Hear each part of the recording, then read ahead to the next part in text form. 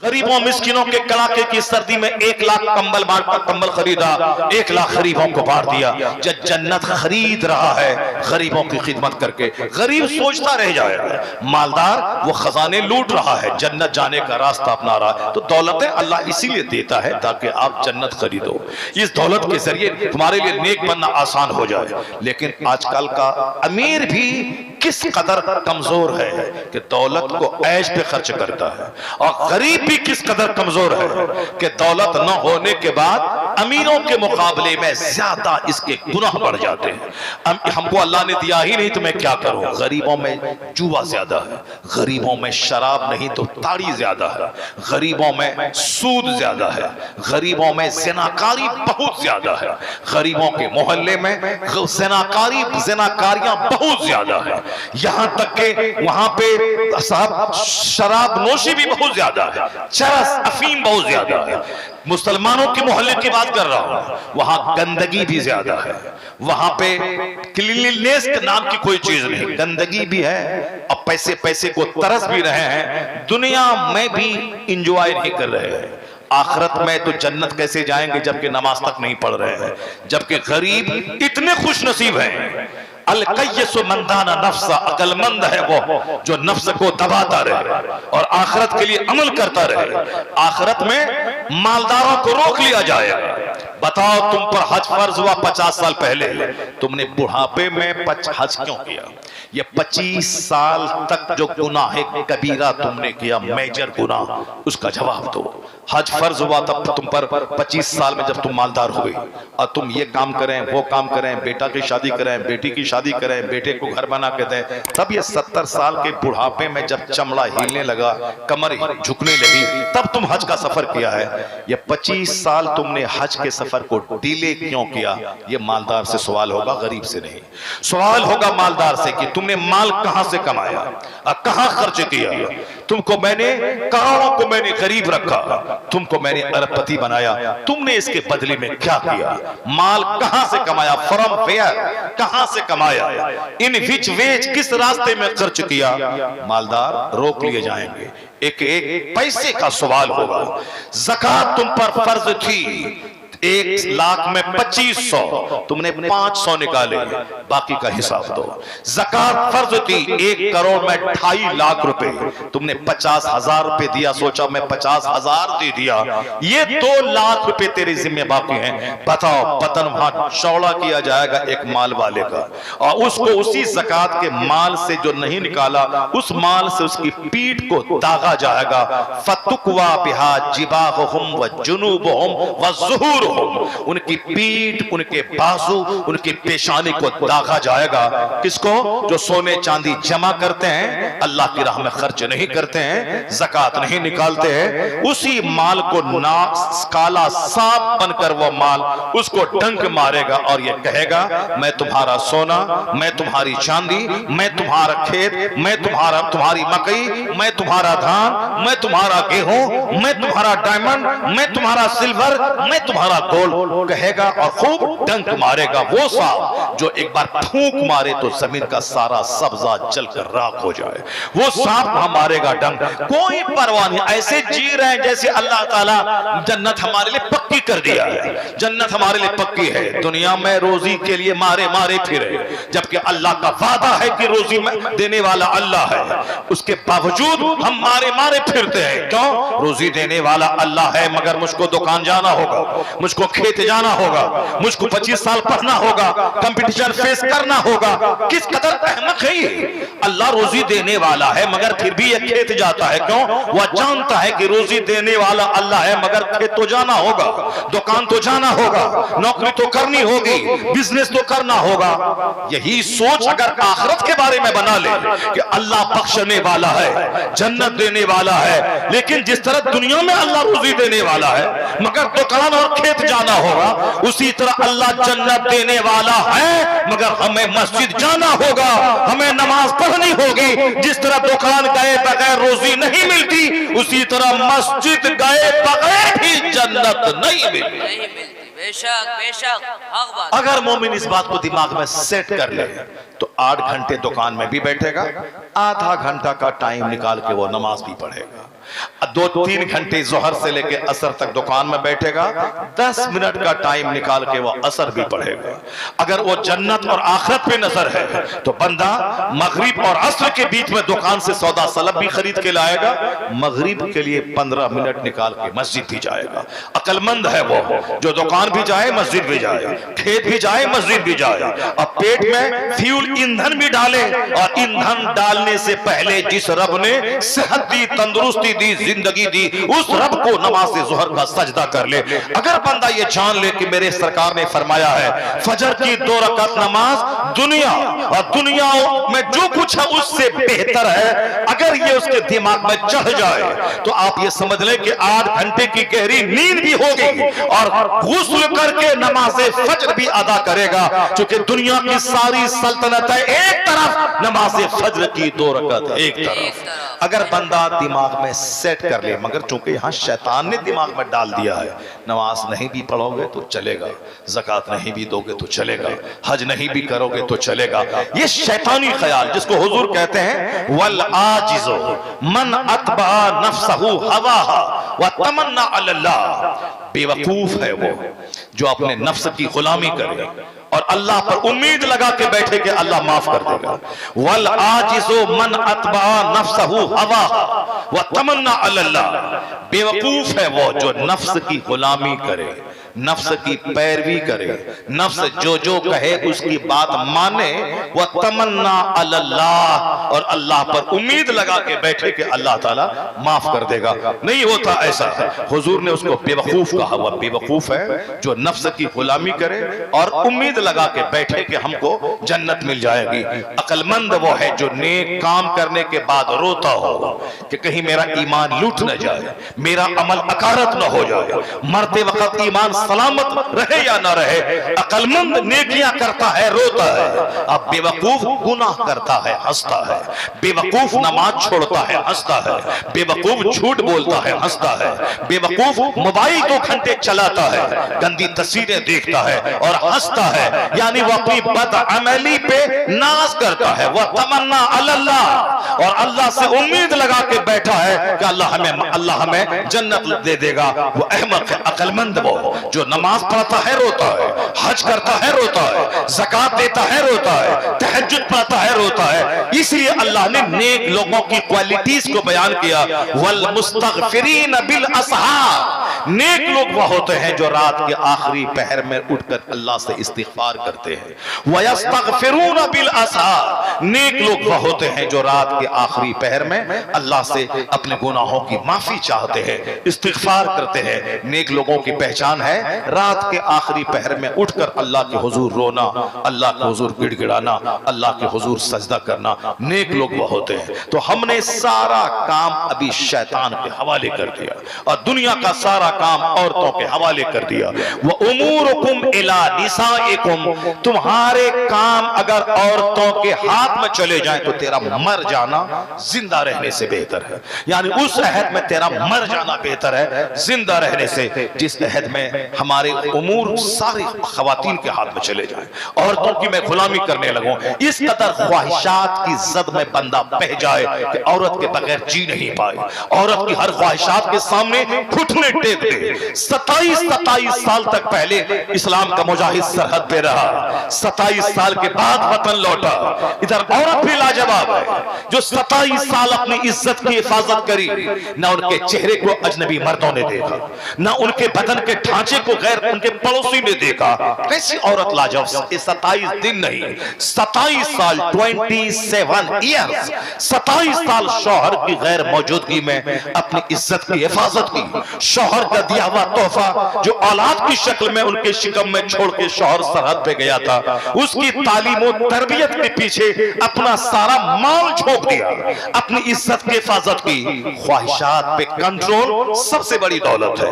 अपने नफ्स पे कंट्रोल, ये दौलत आज नफ्स बेलगाम हो चुका है, ख्वाहिशात हमारी बेलगाम हो चुकी है। साहब जलसा जुलूस के नाम पर भी घूमना फिरना, लड़कियों के पीछे जाना, उनका देखना, ये पता नहीं हमारे बच्चों की खोपड़ी कैसे उजड़ गई है।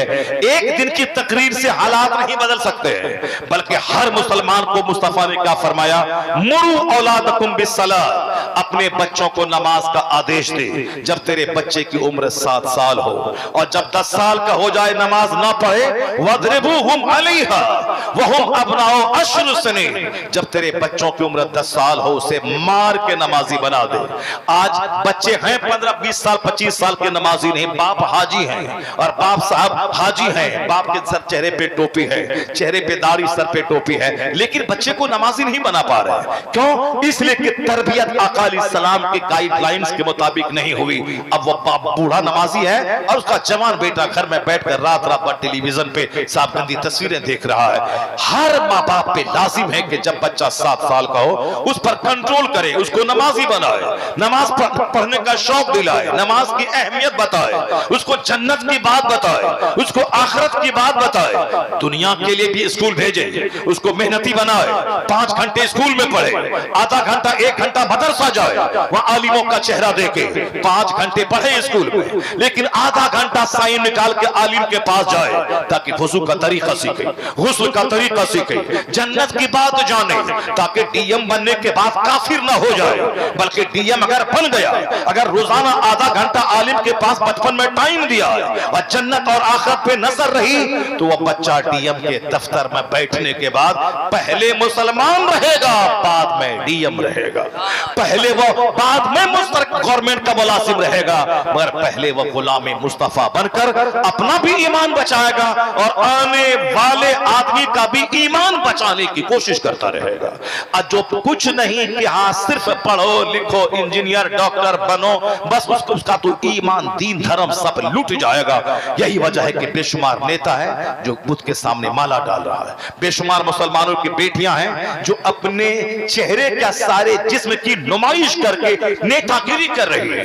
दुनिया में रहना है तो कुछ करना होगा, हाँ दुनिया में रहना है तो ईमान बेचना होगा, दुनिया में रहना है तो नमाज छोड़नी होगी, दुनिया में रहना है तो काफिर हो जाना होगा, दुनिया में जीना है तो काफिरों का तलवा चाटना होगा।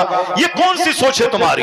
हमारे करोड़ों आबाओ अजदाद दुनिया से चले गए, ईमान बचा के भी गए, हुकूमत करके भी गए, सल्तनत करके भी गए। तुम लुच्चों लफंगों को अपना आइडियल क्यों मानता है? तुम खोंडों को अपना आइडियल क्यों मानता है? तुम सलाहुद्दीन को अपना आइडियल क्यों नहीं मानता है? तुम औरंगजेब को अपना आइडियल क्यों नहीं मानता है? तुम आला हजरत फाजले बरेलवी को अपना आइडियल क्यों नहीं मानता है?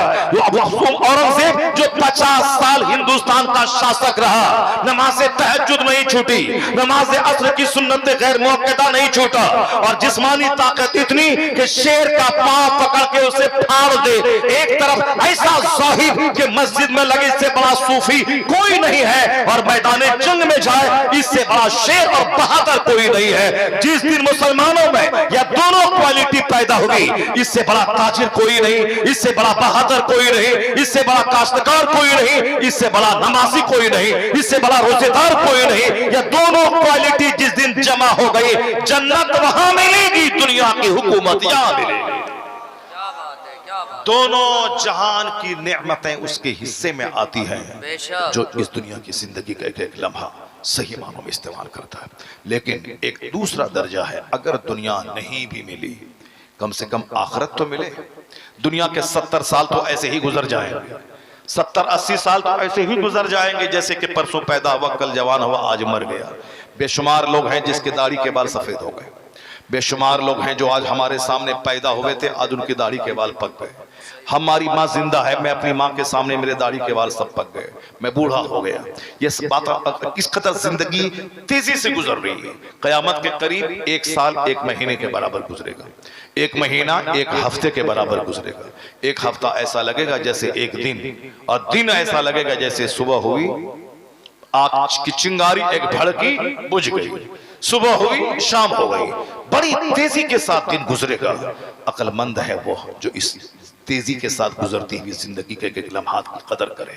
तो कम से कम दुनिया के 70 साल तो 70 दिन की तरह खत्म हो जाएंगे, चाहे डीएम बने या चपरासी बने, चाहे अरबपति बने, चाहे सड़क पे सेब ठेला पे सेब बेचें, तो दिन तो सबके गुजर ही जाएंगे। किशनगंज से आप पकड़े ट्रेन राजधानी, अब राजधानी कोई दूसरी ट्रेन पकड़े, एसी में चढ़ने वाला वो भी 24 घंटे के बाद दिल्ली पहुंच जाता है। जनरल डब्बे में भी चढ़ने वाला वो भी दिल्ली पहुंच जाता है। लेकिन स्टेशन पर पहुंचने के बाद जब वो दोनों स्टेशन से बाहर निकलता है, वहां ये फर्क खत्म हो जाता है कि एसी से सफर करके आया है या चालू डब्बे से चल के आया है।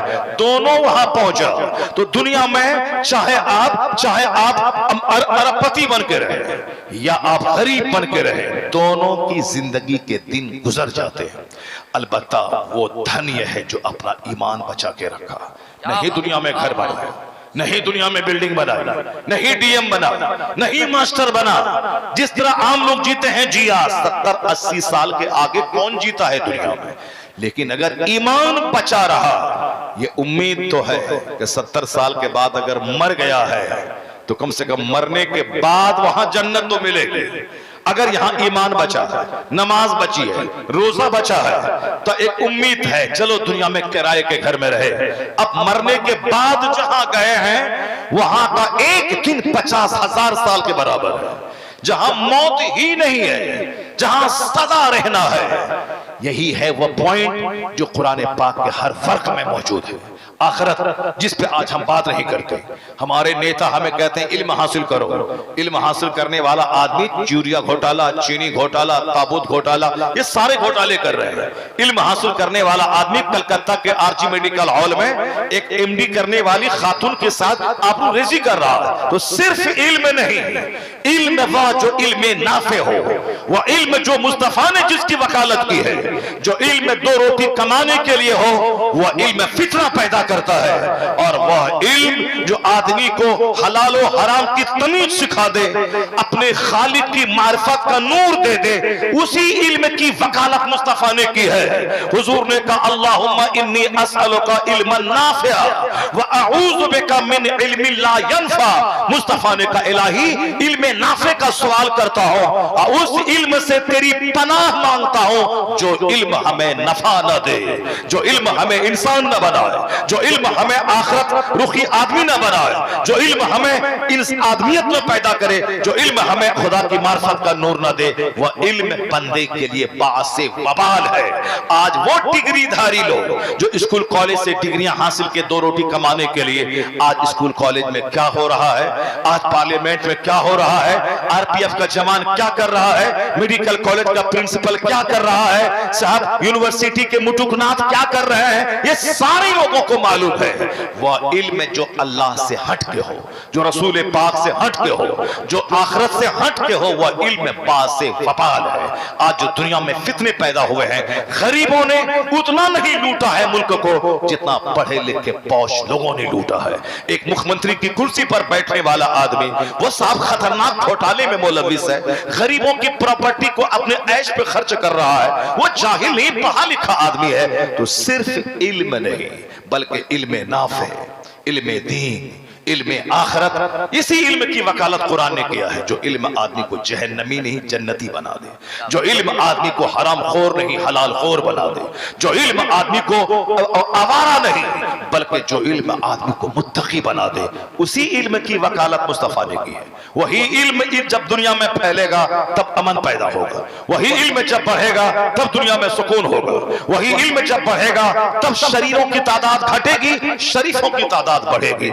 मगर यहाँ हर आदमी आजाद है, नफ्स आजाद हो गया है, हर आदमी अपने अपने हिसाब से तशरीह कर रहा है। बस एक आखिरी बात मेरी सुन ले, आखिरी बात ये सुन ले कि अगर दुनिया भी मिल गई, आखिरत भी मिल गई, तब तो सोने पे सुहागा है, यहां भी अच्छे रहे, मरने के बाद भी जन्नती रहे। लेकिन इतना तो जरूर है कि बंदा अक्लमंद वो सोचे कि 2 दिन का कष्ट अगर कोई बंदा उठा लेता है और अगर 2000 साल का आराम अगर मिलने वाला होता है, तो अक्लमंद है वो जो 2 दिन के कष्ट को झेल कर 2000 साल के आराम के इंतजार में यह कष्ट झेल लेता है। बच्चे हमारे पढ़ते लिखते हैं पढ़ाई के जमाने में, लेकिन वो बच्चे हमारे खाने पीने की तकलीफ सहते हैं, मुसीबतें उठाते हैं, या सोच कर चलो पढ़ने लिखने के बाद नौकरी मिल जाएगी, आराम से खाएंगे पिएंगे, ये पढ़ने का जमाना 2-4-10 साल का खत्म हो जाएगा। तो अगले एक परमानेंट राहत के लिए प्रोविजनल कष्ट बंदा उठा लेता है। दायमी आराम के लिए आरिजी तकलीफ को बंदा उठा लेता, अकलमंद है वो। जो 2 साल तकलीफ उठा के 90 साल की राहत हासिल करे, अकलमंद है वो। तो जो बंदा दुनिया के 70-80 साल जो 1 मिनट है अल्लाह के नजदीक, इसका कष्ट झेल ले। यहां अगर नहीं मिले, दुनिया नहीं मिले, किराए के घर में रहा वो भी मरना है, कब्र में जाना है। अपने 100 मंजिला मकान में रहने वाला उसे भी मरना है, कब्र में जाना है। जब दोनों का हश्र कब्र ही है, क्यों दुनिया के लिए हाथ पांव मारा जाए? तो अकलमंद है वह जो आखिरत पे नजर रखे, वहां की जन्नत पे नजर रखे। वहां मौत ही नहीं है, सदा रहना है। वहां का आराम उसको मिलेगा जिसके पास ईमान की दौलत है। अगर दुनिया में ईमान बचा रहा, अगर अमल में थोड़ी सी कमजोरी भी हो गई, तो इतना तो रहेगा कि मरने के बाद चलो 2-4-10 घंटे जहन्नम की आग में जले, उसके बाद खरबों साल की जन्नत में पहुंच गए। अगर ईमान ही नहीं रहा, दुनिया में अरबपति बन गया, तो 70-100 साल के बाद, मरने के बाद, अब तो वहां सदा की आग में वो जलता रहेगा। इसलिए पहलो जिसे नमाज रोजे पे घमंड है, उसके पास मुस्तफा की तौहीन करके अपने ईमान का रिश्ता अपने से जुदा कर लिया, वो जान लेके उसे नमाज रोजे का बेनिफिट दुनिया में तो मिल सकता है, वक्त की पाबंदी का बेनिफिट, सफाई सुथराई का बेनिफिट उसे दुनिया में सेहत की सूरत में, दुनिया में कामयाबी की सूरत में, बिल्डिंग मकान की सूरत में तो मिल सकता है। चूंकि आखिरत का फैसला ईमान पे होगा, इसलिए वहां सिर्फ जिसके पास ईमान है उसी के लिए जन्नत है।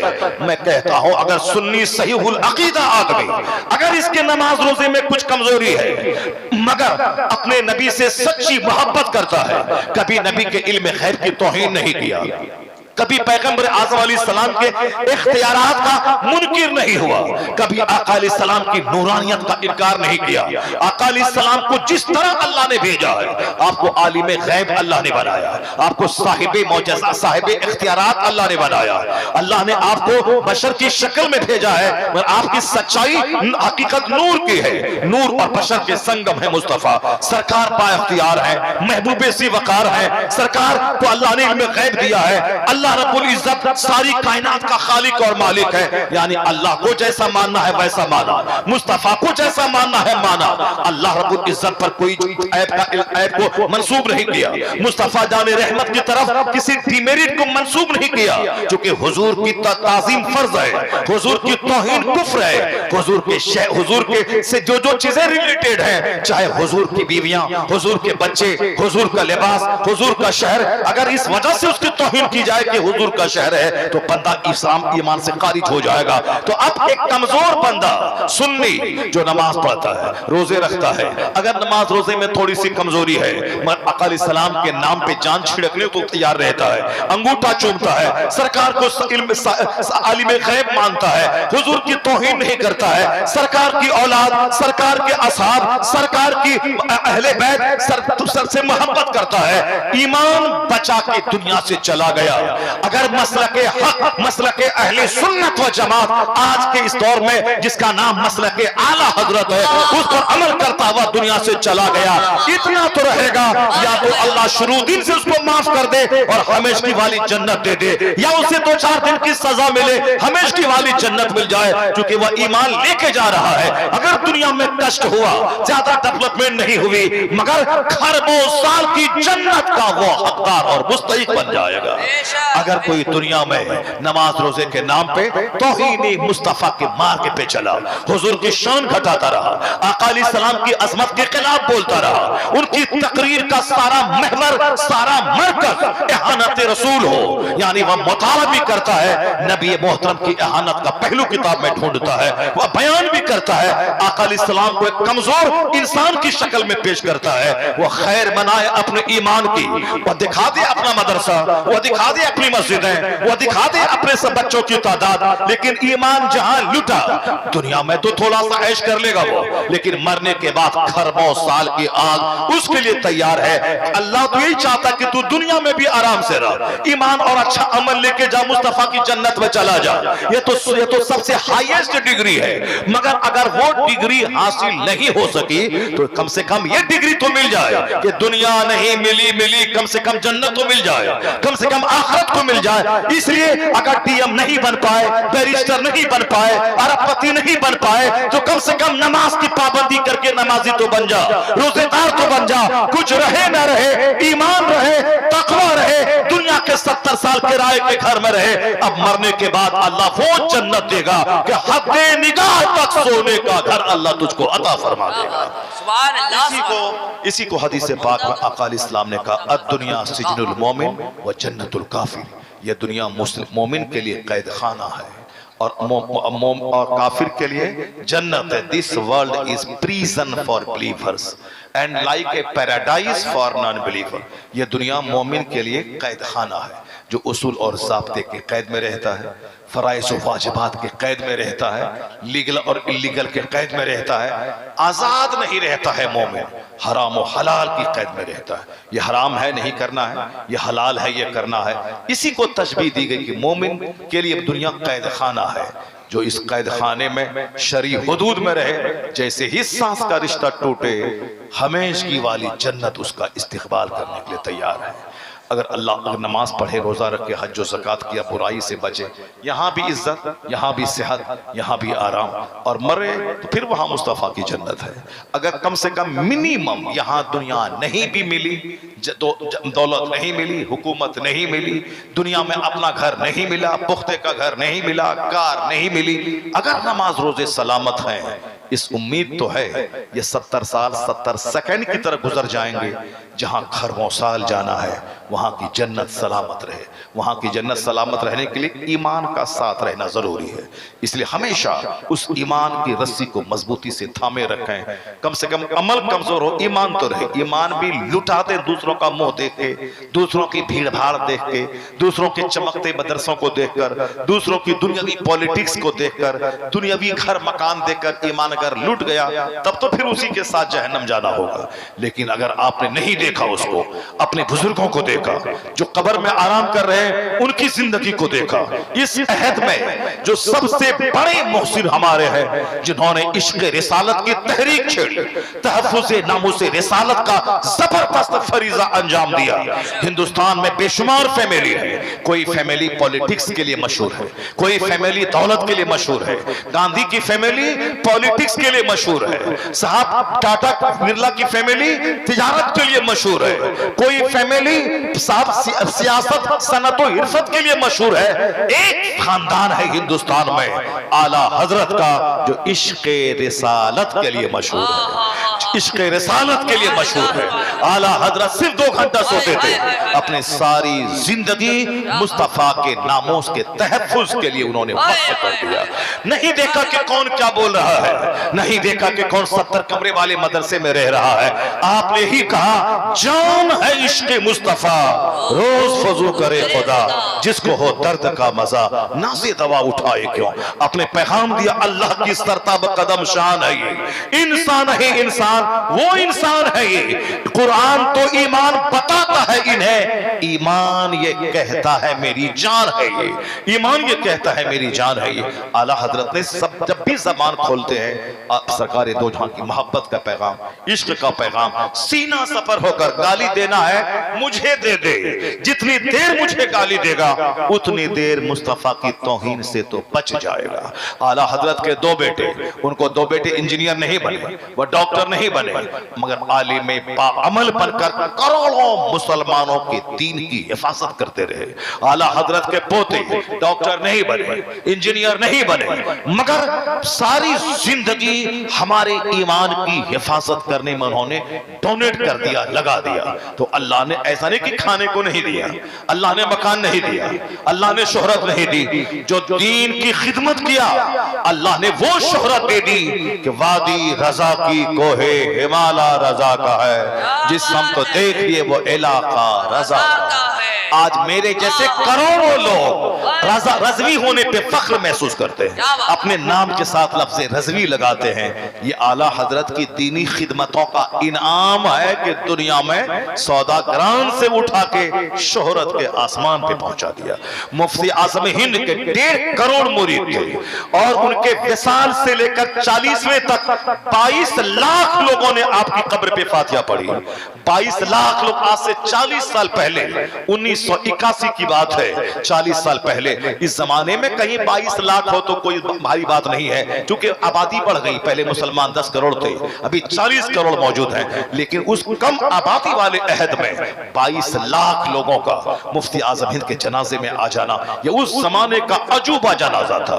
और इस जमाने का अजूबा जनाजा कि 1 करोड़ के करीब वह फकीर व दुर्वेश जो कभी व्हाट्सएप नहीं चलाया, यूट्यूब नहीं चलाया, जो इंस्टाग्राम पे नहीं चलाया, जो ट्विटर हैंडल पे नहीं रहा, हमेशा कोशा नशीनी की जिंदगी गुजारते रहे, मुरीदों के बीच रहे, मसलक के हक की बात, अब लाखों के मजमे में रहे, ईमान और अकीदे के तहफ्फुज की बात, तो जो सारी जिंदगी शोहरत से बचता रहा, अल्लाह जाते जाते वो शोहरत दे दी कि 1 करोड़ के करीब लोग उनके आखिरी जनाजे के जुलूस में आके बता दिया कि अल्लाह जिसे इज्जत देता है और जो दीन की खिदमत करता है, अल्लाह इसी तरह इज्जत देता है कि हमारा पड़ोसी मारे तो 50 लोग नहीं आते, मगर 50 ममालिक के लोग जिनके जनाजे में आ जाए, यह इस बात की दलील है जो दीन मदीन की खिदमत करता है, अल्लाह उसे मोहल्ले तक लिमिटेड नहीं रखता, उसे कायनात के गोशे गोशे में उसके नाम का शोहरा करते हैं। अल्लाह उसे इज्जतों से नवाजता है, शोहरतों से नवाजता है, अल्लाह उसे बेपनाह नेमतों से नवाजता है। दीन पे अमल करें, अपने ईमान को बचाएं, भीड़ भाड़ देखने के बाद अपना ईमान न लुटाएं। वहाँ 10 लाख लोग आ गए, वहाँ 20 लाख लोग आ गए, भीड़ में ईमान लुट जाएगा। परसों एक फोन आया कर्नाटक से कि कहा हुजूर, वो एक आदमी बोलता है कि हुजूर को इल्म गैब है, एक बोलता है कि नहीं है, क्या करें हम क्या करें, हमको लगता है कि हम छोड़ दें सुन्नियत को। मैंने कहा खबीस मरदूद, तुमको कौन बोलता है मोबाइल चलाओ? तुमको कौन कहता है कि तुम व्हाट्सएप चलाओ? तुम कौन कहता है कि मोबाइल और सोशल मीडिया से तुम चिपका रहो? अपनी मस्जिद के इमाम से सच्ची मोहब्बत कर, 1 घंटे, आधे घंटे, 10 मिनट का टाइम उनको दे, उनकी तकरीर सुन, अपना ईमान बचा। ना कि तू सोशल मीडिया पे देखेगा तो यहूदी बोलेगा हम सच्चे, क्रिश्चियन बोलेगा हम सच्चे, हिंदूज बोलेंगे हम सच्चे, जैन बोलेगा हम सच्चे। पागल हो जाएगा, तुम किसकी बात मानेगा? इसलिए तुम सुन्नी है, अपने इमाम से मोहब्बत कर, सोशल मीडिया को मत खंगाल, किताबों का मुताला कर, बहारी शरीयत पढ़, कानून शरीयत पढ़, फतवा रज़विया पढ़। सोशल मीडिया देखेगा पागल हो जाएगा। अगर बहारे शरीयत पढ़ेगा और अपनी मस्जिद के इमाम से मोहब्बत करेगा तो ईमान बचा के दुनिया से जाके मुस्तफा की जन्नत चला जाएगा। तुम मजदूरी कर रहा है, बस सोशल मीडिया के पीछे पागल है, पहाड़ है। अब कुछ लोगों का आदत है साहब, अब साहब हिंदी की चिंदी करना। अब साहब 1-2 घंटे की तकरीर में जहां मैंने हदीस पढ़ी, जहां मैंने कुरान पढ़ा, जहां मैंने लोगों को नसीहत का पैगाम दिया, वहां अगर 2 घंटे की तकरीर में अगर जबान से कुछ जुमले निकल गए तो अब जिस तरह मक्खी घाव खोजती है, उसी तरह कुछ रजील किस्म के लोग होते हैं जो खूबियों को नहीं प्रचार करेंगे, खूबियों को नहीं फैलाएंगे, बल्कि 1-2 जुमले अगर किसी बशरी कमजोरी के तहत निकल गए, उसी को वो हाईलाइट करेंगे, उसी को वो हाईलाइट करेंगे और तमाम तकरीर की सारी खूबियों पे पानी फेर देंगे। तो मक्खी घाव खोजती रहेगी और जो भौरा है वह फूल खोजता रहता है। अच्छे लोग अच्छाई पे नजर रखते हैं, ये भूल जाते हैं ऐसे लोग, मन रद्दा अन इर्द अखी रद्दल्लाहु अन वजही नार यौमल क़यामा। नहीं पढ़ते हदीस, न नमाज है, न साहब न तकवा है, न परहेजगारी है, बस सुबह उठा व्हाट्सएप फेसबुक, सुबह ट्विटर, रात भर व्हाट्सएप फेसबुक तलाश करो कहां है इनकी तकरीर में कौन सी खराबी, ढूंढो इनकी सारी तकरीरों में और निकालो कोई वहां से कीड़ा जानबूझकर उसको फैला दो। बस ये बहादुरी हो गई। रसालत वाला काम मत करो। हुजूर ने कहा है जो एक मोमिन भाई की इज्जत की हिफाजत करेगा, अल्लाह उसके चेहरे को जहन्नम की आग से बचा देगा। जो एक मोमिन भाई की इज्जत की हिफाजत करेगा, अल्लाह तबारक व तआला उसके चेहरे को जहन्नम की आग से महफूज रखेगा। इसलिए अम्र बिल मारूफ करना, नेकी का हुक्म देना, बुराई से रोकना, कमूचोर बन के नहीं रहना, बल्कि हुजूर का फरमान है कि मन रहा मिनकुम मुनकरन फलयुग़य्यिरहु बियदी। तुम में से कोई अगर बुराई को देखे तो हाथ से रोके, stop this with his hand, अपने हाथ से उसको रोके। फइलम यस्तति सकते फबे लिसानी, if he is unable to do so, अगर ऐसा करने से वह सक्षम नहीं है, अगर इस लायक नहीं है कि हाथ से रोक सके, जबान से रोके, जबान से बोले। हाथ से रोके वह जिसके पास ताकत है, हाथ से रोके बुराई को वह जिसके पास इख्तिदार है, हाथ से रोके वह जो गांव के जहां प्रधान है, हाकिम है, मुखिया है। जबान से रोके वह जो जबान से रोक सकता है। आलिम दीन का काम है जबान से रोके, बुराई होता हुआ देखे जबान से रोके। और फइलम यस्तते, अगर जबान से भी नहीं रोक सकता है तो फबे लिसानी, फबिक़ल्बी वज़ालिका अदअफुल ईमान, अपने दिल से उस काम को बुरा जाने, ये गलत है, ये बुरा है, ये सबसे, this is the lowest degree of faith. ईमान का सबसे कमजोर दर्जा ये है कि दिल से बुरा जाने। और अगर दिल से भी बुरा कोई नहीं जानता है तो अपने ईमान की खैर मनाए। हाई दर्जा है हाथ से बुराई को रोके, सेकंड दर्जा है जबान से रोके उसको, ये गलत है, ये हराम है, ये हलाल है। और लोवेस्ट डिग्री है दिल से उसको बुरा जाने। और जो न हाथ से रोके, न जबान से रोके, न दिल से बुरा जाने, तो वह अपने ईमान की खैर मनाए। ये मोमिन का तुर्रे इम्तियाज है, हक बोलना मोमिन की पहचान है, बेहतरी की सिफत है इसकी। बेहतरी की वजह यही है, कुंतुम खैर उम्मा, तुम बेहतरीन करो। तुम्हारा काम है अम्र बिल मारूफ करना, you bid virtues forbid vices, तामरून बिल मारूफ व तनहौना अनिल मुनकर। तुम्हारा काम है बुराइयों से रोकना, तुम्हारा काम है अच्छाइयों को फैलाना, नेक बनना, नेकी का पैगाम देना, बुराई से रुकना, बुराई का पैगाम देना। सरकार गौसे आजम चाहते तो जंगल में रह सकते थे। 25 साल आप जंगल में रहे, इबादत किया, लेकिन जंगल से निकल के आपने तकरीर को अपना मशगला बनाया। 70,000 के मजमे में खिताब किया, जुमा में खिताब किया, 70,000 के मजमे में खिताब किया। वो 25 साल दरख्त के पत्तों को खा के रहे। जलवत में क्यों आए? इसीलिए आए मैं पहाड़ पे चला जाऊं, 25 साल वहां रहूं, रोजाना 1 करोड़ बार कलमा पढ़ो, रोजाना 1000 रकत नमाज नफल पढ़ो, उसका फायदा सिर्फ हम तक महदूद रहेगा। क्योंकि मैंने इबादत की, मैंने अपने आप को गुनाहों से बचाया, मैं 1 करोड़ बार दरूद पढ़ रहा हूं डेली, 1000 बार नमाज, 1000 रकत नमाज नफल पढ़ रहा हूं, मैं जन्नत जाऊंगा। मैं पहाड़ पे हूं, मैं मेरी करोड़ों ने क्या मेरे दर्जात जन्नत में बुलंद होंगे, लेकिन उससे हजारों गुना बेहतर होता है वो जो पहाड़ छोड़कर पब्लिक के बीच में आके ये कहे कि ये हराम है, ये हलाल है, ये जायज है, ये नाजायज है, अमरे बिल मारूफ करे। क्यों? इसलिए कि वो 1 करोड़ सजदा किया, अकेले जन्नत जाएगा। लेकिन आलिम अगर अमरे बिल मारूफ किया, अगर वो हजारों आदमी को काफिर होने से बचाया, बदअकीदा होने से बचाया, उसे जहन्नमी होने से बचाया, तो उससे बेहतर है वो जो अकेले जन्नत तो ही जाएगा, हजारों को अपने साथ जन्नत लेके जाएगा। क्या बात है, नारे तकबीर, नारे रिसालत, इस्लाहे माशरा वाली गुफ्तगू। इसलिए आलिम दीन की कदर कीजिए। जो बंद कमरे में बैठ करके ऊपर से दुपट्टा ओढ़ करके तस्बीह गिन रहे हैं, उससे 1000 गुना बेहतर है वो जो मस्जिद के मेंबर से लोगों को बुराई से बचाता हो, लोगों के ईमान की हिफाजत करता हो। क्योंकि अगर उनकी बातें मान के 10 लोग नेक बन गए, ये अकेले जन्नत नहीं जाएगा, 10 लोगों को जन्नत लेके जाएगा। और जो बंद कमरे में बैठकर रोजाना 5 कुरान खत्म करते हैं, वो अकेले जन्नत जाएंगे, वो अकेले जन्नत जाएंगे। लेकिन इसलिए आलिम नाइब पैगंबर कहलाता है कि पैगंबर आज़म अलैहिस्सलाम कोहे तूर, कोहे जबल नूर पे गए, वहां इबादत की, लेकिन उसके बाद जब आप जलवत में आए, आप पे ऊपर जो जिम्मेदारी दी गई, अल्लाह रब्बुल इज्जत ने जो आपको नबूवत और रिसालत की जिम्मेदारी दी, आखिरी सांस तक आका अलैहिस्सलाम ने उस जिम्मेदारी को निभाया। और आज उसका इनाम यह है कि पहले 1 बंदा कलमा पढ़ा था और आज दुनिया में 200 करोड़ लोग ऐसे हैं जो लफ्ज़े मोहम्मद उनके नाम के साथ जुड़ा हुआ है। मोहम्मद अहमद, मोहम्मद कमर, मोहम्मद समर। सरकार का कलमा पढ़ने वाला एक था, आज 200 करोड़ दुनिया में मौजूद हैं। ये 200 करोड़ जब जन्नत जाएंगे तो इन सब का सवाब मिलके मेरे मुस्तफा को मिलेगा कि हुजूर की मेहनतों से खरबों लोगों को ईमान मिला, दीन मिला और जन्नत चला गया। बेशक अब नाइबे पैगंबर होता है वो जो सरकार दो जहां का नाइब बनकर अमरे बिल मारूफ करता रहे, लोगों को दीन सिखाता रहे, खुद अमल करे, दूसरों को दीन सिखाए, खुद बुराई से बचे, दूसरों को बचाए।